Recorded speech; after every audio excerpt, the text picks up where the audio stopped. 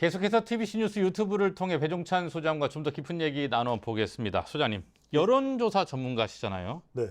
최근 이제 여론조사 결과가 잇따라 발표가 되고 있고 지난 총선 때 배 소장님이 정당 지지도를 되게 강조했던 모습이 그렇습니다. 기억이 납니다. 이 정당 지지도 문제인데 최근 발표되는 여론조사에서 국민의힘의 상승세가 두드러지는 것으로 봐야 되는 거죠? 그렇죠. 국민의힘 상승세가 두드러지는 가장 큰 이유는 국민의힘이 영향을 준 것이 아니라 이재명 대표의 영향이에요. 그러니까 보수층들이 결집을 하고 직결을 하는 것인데 윤석열 대통령을 엄호하기 위해서 호위하기 위해서라기보다도 이재명 반대, 이재명은 안 돼. 이게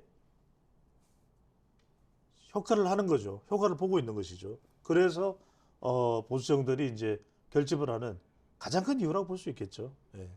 비상계엄 사태 이전으로 돌아왔다는 표현까지 나오던데 조금 성격은 다른 것 같아요. 그러니까 비상계엄 이전에 주로 국민의힘의 지지율이 나오던 것이 윤석열 대통령과는 조금 다른 변화를 당이 시도하는 거예요. 그때는 이제 한동훈 대표였던 국민의힘이었으니까. 그렇다면 지금은 그것보다는 이재명 대표는 안 돼. 오히려 지난 대선처럼 결집을 하고 있어요. 그 이유는 뭐냐면 지난 대통령 선거 때도 윤석열 대통령에 대한 선택도 있었겠지만 윤석열 후보에 대한 선택도 있었겠지만 그때도 문재인 안 돼. 이재명 안 돼. 이게 강하게 작동하는 거거든요. 그러니까 이 선거라는 것이 상당히 오묘한 것이 누군가를 찍기 위해서 나가기보다는 누군가를 절대로 되지 않게 하기 위해서 나가는 유권자들이 더 강렬하다. 그렇다면 지금 윤석열 대통령이 탄핵 심판을 또 받고 있는 상황, 또 내란 혐의로 수사 가지고 받고 있는 상황, 정말 엄혹한 시기잖아요. 정말 이건 희망조차 보이지 않는 그런 보수의 환경인데도 불구하고 보수의 상황인데도 불구하고 보수층들이 샤이 보수, 쉐임 보수도 없고 결집을 한다? 그거는 다른 어떤 이유보다도 이재명 대표의 영향, 이재명 대표 또 기준으로 결집을 하고 있다. 이렇게 봐야 되겠죠. 자, 근데 그렇게 보면 지금 이제 보수만 다 모인다고 될 문제는 아니잖아요.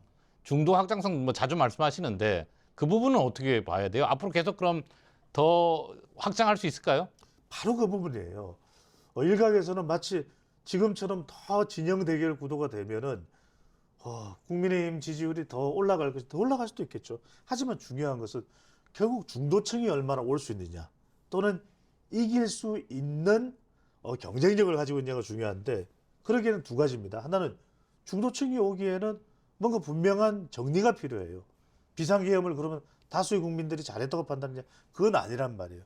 적어도 윤석열 대통령에 대해서 평가를 받아야 되는 부분.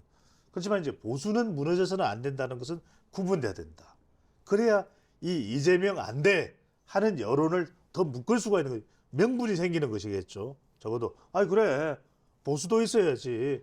아니 보수가 안보나 또는 국정 운영에 있어서 가지고 있는 경쟁력이 있잖아. 실력도 있잖아. 분명히 다른 차별화되는 게 있잖아. 이런 평가를 받을 수가 있는 거죠. 도매급으로 넘어가서는 안 되겠죠. 두 번째는 뭐냐면 협력이에요. 그러니까 국정 운영 과정에서도 보면은 심지어는 국민의힘 내부에서도 전당대회 치를 때마다 겪었던 게 있지 않습니까? 심지어는 윤심 후보는 누구냐. 네. 윤심 논란. 그다음에 친윤과 친한의 갈등. 이런 것들을 쫙 봐왔단 말이에요. 그러면 갈등을 빚는 이런 모습을 보면서 하나로 원팀이 되지 못하는 보수정당, 집권 세력의 모습 이런 부분에 대해서는 중도층도 아주 냉혹하게 평가할 수밖에 없습니다. 그렇다면 중요한 것은 두 가지입니다. 지금 이 탄핵 국면에서 분명하게 윤석열 대통령과 보수 세력을 구분할 수 있느냐. 또 하나는 이 보수 세력 내부를 통합할 수 있는 그런 저력이 있느냐. 진정성이 있느냐. 이 부분이 핵심이겠죠. 지금 연장선상에서 직무가 정지된 윤석열 대통령에 대한 지지율도 이제 민주당에서 무죄 제기를 하긴 한 여론조사인데 40% 나온 것도 있고요. 그리고 또 다른 조사에서도 육박하고 이제 점점 다가서고 있는 모습인데 이건 어떻게 보세요? 그러니까 이것은 첫 번째 여러분들 윤석열 대통령에 대한 좋아서의 지지일까 이런 것보다는 두 가지예요. 보수가 무너져서는 안 돼. 그런데 그러면 보수가 무너지면 안 돼라고 물어보는 그런 질문이 있습니까? 여론조사는 없죠. 네. 그럼 결국은 윤석열 대통령을 얼마나 지지하십니까라고 하는 그 질문이 보수 무너지면 안 돼. 이렇게 이제 인식을 하고 받아들이는 것이죠. 두 번째는 뭐냐면 또 하나가 이 윤석열 대통령을 중심으로 해서 지지세가 규합되는 것은 이재명 대표. 그러니까 지난 대선에도 그렇고 그리고 국정 운영 내내 이른바 윤명 대결 구도가 펼쳐졌었잖아요. 그 기저가 그대로 작동이 되고 있다. 그러니까 윤석열 대통령에 대한 지지라는 것이 비상계엄 아무렇지도 않고 대수롭지 않은 일 잘하셨던 일이에요. 이게 아니라 또는 국정 운영 그동안 지지율이 한국 갤럽 기준으로 바닥으로 추락할 때도 있었는데 그것도 아무런 문제가 안 되고 김건희 여사 하여튼 모든 의정 갈등 다 잘한 일이 그게 아니라 적어도 이재명만큼은 안 된다라고 하는 그 대선 때부터 쭉 이어져 오던 것들이 결집이 됐다. 이 질문으로 결집이 됐다. 이렇게 봐야 되겠죠. 오히려 질문을 이렇게 한번 해보십시오. 오히려 질문을 선생님께서는 이재명 대표에 대해서 찬성입니까? 반대입니까? 이걸 물어보면 더 경명하게 드러날 거예요. 근데 그 같은 맥락에서 질문 내용 얘기하셨으니까 민주당에서는 이제 이 여론조사 결과를 문제 삼아서 이의 신청이나 고발 검토까지 하고 있다는데 여론조사 전문가시니까 그 문항의 문제에 대한 지적 어떻게 보세요? 아니 지적이 있으면 예. 중앙선거 여론조사 심의위원회에서 진단하면 돼요. 그걸 제가 대신해 줄 이유는 없는 거지 않습니까? 예. 그렇다면 민주당이 됐건 또는 누구가 됐건 그게 정당한 이의 제기면은 중앙선거 여론조사 심의위원회에서 검토를 해서 검토를 해보고 또 내용을 따져보면 되는 거예요. 이제 우리가 일반적으로 고의성과 목적성이 있겠죠. 예. 고의성은 뭐냐? 정말 의도적으로. 이걸 의도적으로 예. 정치적인 이유로 이런 조사 결과를 만들어내서 확 그냥 이 판을 한번 좀 휩쓸어 놓자. 그런 것이라면 그건 문제가 있겠죠. 예. 어떤 경우에는 그것이 그 고의성의 이 정도에 따라서는 범죄가 될 수도 있는 겁니다. 하지만 목적성은 뭐냐? 이 목적성이라는 것은 이렇게 물어봤을 때 어떤 응답의 결과가 나오는지 한번 물어보자. 그거는 시도해 볼 수 있는 일이거든요. 그 부분에 대해서 좋으냐 또는 좋아하지 않느냐라는 평가는 뒤따를 수 있지만 그것 자체를 문제가 있다, 범죄가 있다 이렇게 단정 지을 수는 없다라는 거죠. 그래서 이 부분에 대해서는 어떤 고의성을 가지고 이런 수치를 짜내고 만들려고 했던 그런 고의성과 의도성이 있느냐, 불편한 또는 몰상식한 의도가 있느냐, 아니면은 이런 시점에 정치적인 시기에 어떤 응답이 나오느냐 한번 좀 질문을 던져보자 그런 차원이 있는지는 구분을 해볼 필요가 있죠. 왜냐하면 실제로는 민주당의 이의 제기에 대해서 TK 지역의 이상희 의원은 간악하다 이런 표현까지 할 정도거든요. 왜냐하면 실제로 민주당과 가깝다라고 인식이 되고 있는 조사기관의 조사에 대해서도 그건 의심스럽지가 않느냐. 그거는 그쪽의 지지층에서 좋아하고 많이들 그렇게 참고하는 조사라고 해서 무작정 옳다고 봐야 되느냐. 이런 또 이의 제기를 하고 있거든요. 그런 부분에 대해서 중앙선거 여론조사 심의위원회 국가기관이죠. 거기서 충분히 그것을 검토하고 따져볼 수 있는 인력들이 있을 테니까 해보면 되는 것이겠죠. 이제 이런 여론, 지금 국민의힘의 상승세 또는 더불어민주당의 주춤 내지는 하락세의 결과들로 연장선상에서 국민의힘의 분화가 시작되고 있다는 지적들을 많이 해요. 특히 이번에 윤 대통령 체포영장 집행 과정에서 분화가 본격화되고 있는 게 아니냐 이렇게 평가하던데 어떻게 보십니까? 이건 우리가 좀 다르게 볼 필요가 있어요. 결론을 먼저 말씀드리면 성격은 하나로 통일이 돼요. 보수가 무너져서는 안 된다.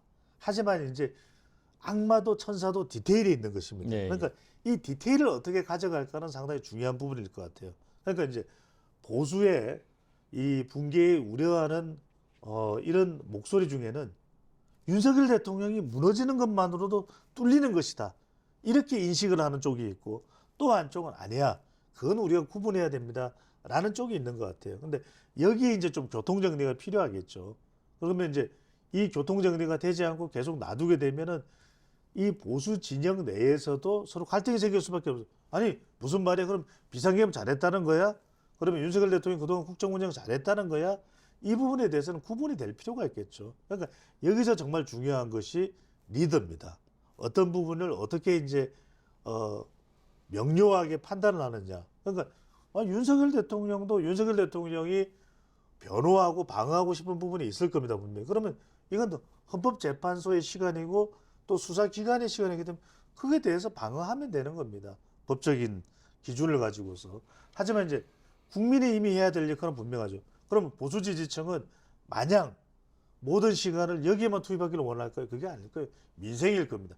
집권 여당으로서 실력을 보여줘. 이 부분에 대해서 얼마나 한 목소리를 내냐. 이 목소리는 다를 수가 있습니까?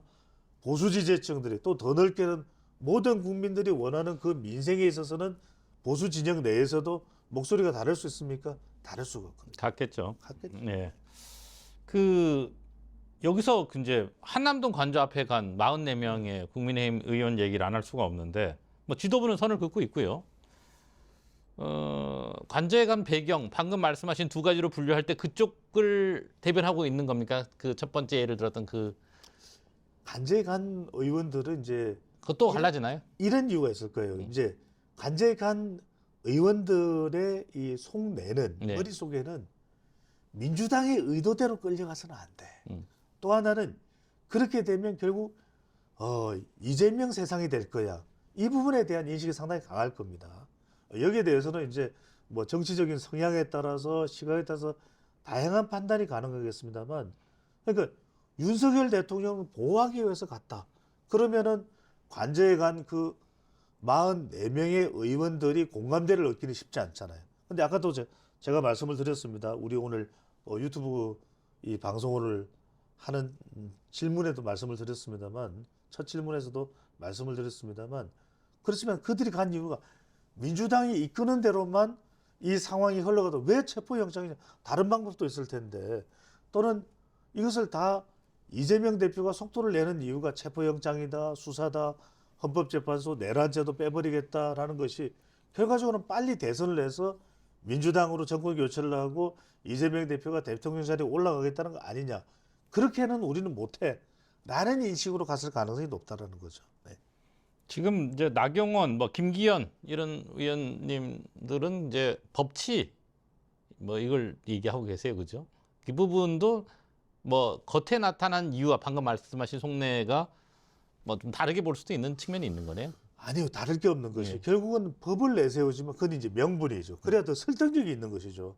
그냥 단순히 여론전을 한다 그러면은 사실 동의를 이끌어내기가 쉽지 않습니다. 하지만 법을 봐라. 아니 이걸 우리가 막 감정에 치우쳐서 비상계엄이 있었다, 다 흥분해서 윤석열 대통령을 심판해야 된다 이렇게 생각하면은 법이고 뭐고 따질 것도 없이 감정에 욱해서 격해서 생각하겠지만 차근차근히 그러면 법을 하나하나씩 따져보자. 그러면 과연 공수처가 이 내란 혐의에 대한 수사를 하는 주체가 되는 것이 법적으로 맞는 것이냐. 그러면 또는 경찰에다가 체포영장을 일임하겠다. 그것이 맞는 말이냐. 합리적으로 맞는 말이냐. 그러면서 수사권은 공수처가 계속 가져가겠다. 그리고 이렇게 대치 국면이 되는데 아니 체포가 목적이냐? 아닐 것이다. 체포가 목적은 아니거든요. 그러면 윤석열 대통령이 불출석에 출석 요구에 응하지 않고 불출석했기 때문에 체포해라 이렇게 이제 영장이 청구됐고 발부가 된 것이거든요. 그러면은 지금 이런 법과 관련된 전문가들의 이야기도 어떻게 하냐면 이렇게 가면 유혈 사태가 발생할 수도 있고 네. 중요한 것은 공수처도 100쪽이 넘는 질문이다. 그럼 100쪽이 넘는 질문지를 윤석열 대통령을 강제로 끌어내서 과천에 있는 공수처에 가서 그걸 하루 만에 수사 가능하겠습니까? 그것 자체도 어려울 거예요. 그 주변의 경호까지 생각하면서 대통령이 여전히 현직 대통령의 신분이기 때문에 자칫 불상사가 일어난다. 이동 과정에서 어떤 일이 벌어지겠습니까? 그거는 걷잡을 수 없는 후유증을 남길 수밖에 없을 거예요. 그렇다면 전문가들도 또는 정치적인 평론을 아주 예리하게 하는 또 전문가들도 왜 서면 수사를 안 하느냐 먼저 또 그리고 또 미진한 것이 있다면 방문 수사도 할 수 있을 텐데 그리고 그러고 나서 실제로 재판으로 이어질 수 있도록 불구속 상태에서 기소해서 재판이 되면 어차피 윤석열 대통령도 적극적으로 본인을 변호하기 위해서라도 수사할 수밖에 없는데 이런 합리적인 충돌을 하지 않아도 되는 방안을 두고서 왜 오동훈 공수처장을 국회로 내서 민주당을 압박하고 장갑차를 동원해라, 헬리콥터를 동원해라, 또는 총을 맞더라도 체포를 해라 이런 식의 발언이 나오는 것은 왜 그러는 거냐라는 것에 대한 국민의힘 의원들의 판단에 따른 그런 행동이 관저로 가게 된 배경이 아니냐라고 해석을 할 수가 있다는 것이죠. 지금 이 간 44명 의원 가운데 TK에서는 대구 5명, 경북 10명, 뭐 비례까지 하면 17명입니다. 그러면 25명이 대구 경북 지역구 의원이거든요. 절반이 넘어요. 대구 경북은 특히 더 방금 말씀하신 부분에 대해서 예민하게 반응할 수밖에 없기 때문에 나간 건가요? 왜 그럴 수밖에 없겠어요. 트라우마죠. 학습 효과죠. 7년 전 헌법재판소에서 박근혜 당시 대통령에 대한 탄핵이 결정되고 난 이후에 사실 보수는 사실 우리 정치사에서 사라져 버렸어요. 거의 쓰레기 취급을 받았거든요. 네. 그래서 2017년, 2018년, 2020년 선거에서 와르르 무너졌어요. 그래서 문재인 정부에 이어서서 사실상 정권 교체도 힘들다라는 이야기가 좀 나올 지경이었는데 문 정부에서 검찰총장을 했던 윤석열 후보가 그래도 대선에서 이기면서 정권을 가져왔던 것이거든요. 그러니까 결과적으로는 그 앞서서는 2021년에 서울시장과 부산시장 보궐선거에서 이준석이라고 하는 당대표가 세대 포이론을 또 가지고 나오면서 기반을 닦기도 했었죠. 그러니까 이런 일련의 과정에서 또다시 이 보수가 무너지는 상황으로 연결된다면 TK의 어떤 정치적 근거가 사라질지도 모른다는 위기감. 그러니까 지금 박근혜 대통령도 그렇고 윤석열 대통령을 대통령 자리에 우뚝 세워놓았던 것도 사실은 TK였죠. 물론 PK도 있지만. 그러니까 이런 위기감이 가장 클 수밖에 없고 당장 이것이 이런 정치적인 현실이 당장 내일이 될 수 있다. 모레가 될 수 있다라고 하는 절박함이 그 어느 지역의 의원들보다도 클 수밖에 없는 것이 TK 의원들입니다. 네. 그러다 보니까 다른 어떤 지역의 의원들보다도 더 많이, 더 적극적으로 나설 수밖에 없는 상황으로 볼 수가 있는 것이죠. 거기서 자 국민의힘의 분할을 얘기하는데 중앙일보에서 지금 6단계로 나눴어요. 맹윤, 찐윤, 친윤, 멀윤, 비윤, 반윤 이런 분류 이렇게 나누는 혹시 실제로 이렇게 분화가 됐다고 치면 이게 정치적 함의는 뭡니까? 정치적 하면은 결국 긍정적일 수는 없는 거죠. 다 나눠졌다. 그러니까 보수 세력 내의 이해관계가 제각각이다. 이른바 각자 도생이다. 이게 이제 탄핵 국면이 가지고 오는 숙명인 거죠. 그러면은 7년 전으로 돌아가는 거예요. 7년 전과 비슷한 상황이에요. 그러니까 7년 전은 더 이런 분화가 거의 하나로 결집될 수가 없는 상황이다 보니까 속절없이 속수무책으로 망연자실하게 무너졌던 것이거든요. 그러니까 이제 중앙일보에서 이런 보도가 나왔다라는 것은 엄중 경고를 하는 겁니다. 갈라지지 말아라는. 그렇죠. 왜냐하면 또 이렇게 갈라지는 모양새인데 이렇게 되면 미래 없어. 보수는 그냥 와르르 무너져. 또 친윤 따지고 맹윤 따지고 또 반윤 따지고 친한 따지고 이러면 미래 없어. 라는 걸 분명히 보여주는 거죠. 그래서 나오는 이야기가 차기 대선이 뭐 조기 대선으로 될지 아니면 헌법재판소의 결과가 기각이 될지 인용이 될지는 알 수 없으니까. 누구도 알 수가 없는 네. 겁니다. 그래서 나오는 이야기가 이른바 그래도 좀 부각되고 있는 차기 주자라고 하면 오세훈, 홍준표, 또 한동훈 정도 인물 아니겠습니까? 범보수 진영에서. 그렇죠. 물론 이제 예. 최근에 이제 여론조사에서는 김문수 김문수 장관이 상당히 또 치고 올라와요. 예. 다크호스예요. 네. 역시 TK지 않습니까? 네. 이제 이런 상황에서 협력을 하라라는 이야기가 나오고 있는 상황이기 때문에 말 그대로 제각각이 아니라 우리가 7년 전 대선의 경우에도 보면은 그때 문재인 후보가 당선됐던 가장 큰 배경은 보수가 붕괴된 것이지만 후보들도 이합 집산이었어요. 그러다 보니까 안철수, 홍준표, 유승민 이렇게 나눠지다 보니까 결과적으로는 문재인 후보가 어부지리 반사 이익을 더 많이 가져갈 수밖에 없고 당시에 나왔던 이야기가 뭐냐면 홍철민이 돼야 된다. 홍준표 또 안철수, 유승민 앞에 이번에 나오는 이야기는 오동표가 돼야 된다. 오세훈, 홍준표, 한동훈. 그렇죠. 오동표가 돼야 된다. 이게 이제 여러 조합을 해서 봤는데 중복되는 것도 있어서 오해를 사지 않기 위해서는 오동표가 제일 좋아요. 그리고 이름도 착 달라붙어요. 오동표. 근데 여기다가 이제 김문수 장관까지 부과해야 되는 거 오동표 김. 네, 네. 그 우리 배 소장님의 개인적 의견이시죠. 늘 유튜브니까 괜찮아요. 예. 근데 이 방금 말씀하셨는데 끝으로 이 질문 드릴게요. 자, 있을 수도 있는 조기 대선에서 이런 식의 6단계의 분화가 이루어진 국민의힘 모습이라면 선거 어렵다. 공도동망이죠. 예, 공도도망. 공도동망이에요. 예. 그래서 이 공도동망을 해소할 수 있는 방법은 결과적으로는 하나가 돼야 되는 거예요. 그러니까 하나가 될 수 있는 것은 두 가지로 가능해집니다. 하나는 반 이재명으로 하나가 뭉칠 수가 있느냐. 그게 절대적인 어떤 기준이 될 수가 있겠죠. 또 하나가 뭐냐면 제가 말씀드렸지만 이념적 이해관계를 가지고서 생각하면 해결이 안 돼요. 근데 이때 이해적 이해관계가 아니라 하나로 우리가 생각할 수 있는 건 뭐냐면 그래. 아, 역시 보수는 경제야. 그러잖아요. 우리가 92년도에 미국 대선에서 혜성같이 등장을 했던 아칸소 주의 풋내기, 신출내기 정치인이 바로 빌 클린턴 아닙니까? 예. 그때 나왔던 것이 바로 이 딩 모리스의 조언을 받아서 바보야, 문제는 경제야, 스티피드, it's economy 이야기를 하지 않습니까? 이걸 지금 들고 나와야 돼요.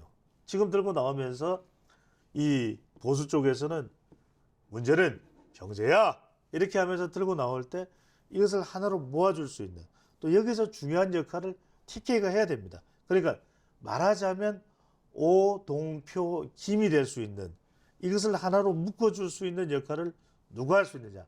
핵심 지역 기반인과 동시에 보수의 아성이라고 할 수 있는 보수의 심장 할 수 있는 이 TK에서 뭉쳐야 된다라고 하는 이 부분이 중요한 것이죠.